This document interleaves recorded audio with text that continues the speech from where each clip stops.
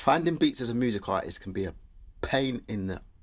I've got some tips and ways to help you to speed up the process, make it less tedious, time consuming, painstaking, to source some beats, some music for your next project. Maybe even find a producer to work with. So let's talk about how you can get some beats for your next project. So to start your search, go to Google, put a search in for your specific genre and then beats. You're gonna see a whole list of beats in your particular genre. Go through, click them, find ones that catch your eye, check them out, listen to the quality of the music. Check the beats out, see what the quality is like, make a note of them for future reference. So now that you've got a list of beats that you like, the producer of the beat will have left their social media link. So if you're looking for a producer to build with and work with, then you can hit them up. The next thing you can do is go to social media such as Facebook, Instagram, YouTube. So for me, I think some of the best ways for you to find beats is either YouTube or Instagram. I don't really use Facebook much to find artists for my beats, although you can, because it's one of the biggest places for producers to showcase their beats. So if that's something you want to do, you can do that. But for me, I feel like YouTube and Instagram are the two best places, probably because that's what I use the most. By typing in So by typing in your specific genre, then beats, type beats is a good way for you to find beats. If you've got a similar style to an artist who's already established, you can also put in the artist's name, type beats, because this is how we as producers are marketing ourselves. It works because one of my most sold beats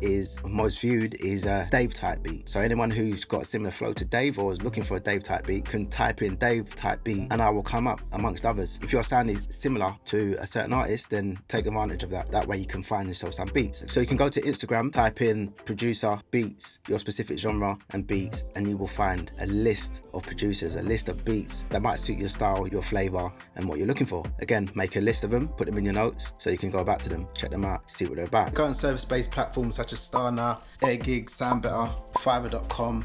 Producers are on there ready and waiting to work with artists and are top quality, so definitely worth checking out. So the next thing is, are you looking to build with this producer or you just want to buy beats from this producer? If it's just a case of buying beats, then they'll probably have all their lease and exclusive rates on their website. So let's go to the website and then pick your beats. But if you want to go deeper than that and you're not really into leasing beats because you want the beat exclusively to yourself, then reach out to these producers. For me, I love when I wake up and there's DMs from artists asking for mix and mastering or to work with me on custom beats or even just for me to listen to their music. Can't speak for all producers, but I'm sure it would be the same. So hit them up because I'm sure they'll be happy to hear from you. So if you're just looking to work on a single and you like the sound of the beat, then that's a simple process. It's just buy the lease off their website. But if you're looking for a producer to work with, for them to make you a custom beat, which is a beat from scratch to suit your particular sound, then you need to discuss this with the producer. Bear in mind, custom beats do cost a little bit more, but this all depends on the producer. Lease will be the cheapest option, exclusive is going to cost you a little bit more, and custom beats will cost you a lot more, so just keep that in mind. If you're just starting out and you haven't got much of a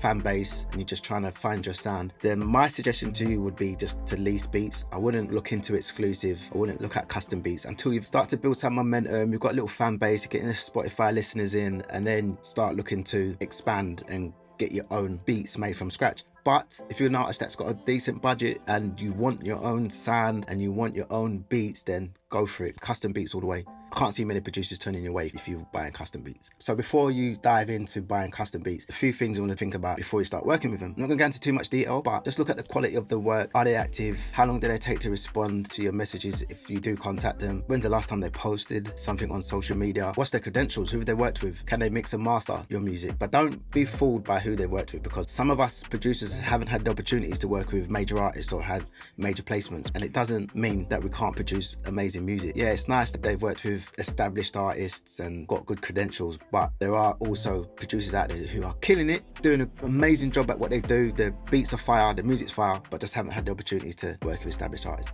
And that will come in time. Some producers are not really fussed about that and just more focused working with indie artists. That's something to consider. Also think about whether or not they can mix and master your music. It might not be necessary to you, but if they can do that, then that's a good look. At least it will speed up the process. You found your beats, you found your producer. How are you going to work? Are you going to be working remotely? Or are you going to be working in person? Are you going to be in studio together, vibing? A lot of my work has come through remote. I've worked with so many artists from US, London, Birmingham, artists that I've worked with for years, I've never seen in person, all in this studio. So they just send me the work through email, send me their vocals, send me their ideas. We talk through Zoom, DMs, phone calls. So yeah, just think about how you're going to work with them and what's the most easiest for you, or for both of you. It's important for you to keep your lines of communication open. Don't be afraid to ask questions. If you're not happy with the way things are going, let them know. There's nothing worse than getting a product, music that you're not happy with. So be sure to tell them if it's not going in the way that you want it to. One thing to remember is if you don't pay much, you're not going to get much back. I said what I said. Guys, do me a favor, hit that like and subscribe button. It helps to grow my channel and reach more new subscribers, more people to help. If you want to know what to do before you start working with a producer, watch this video here, and I'll see you in the next video.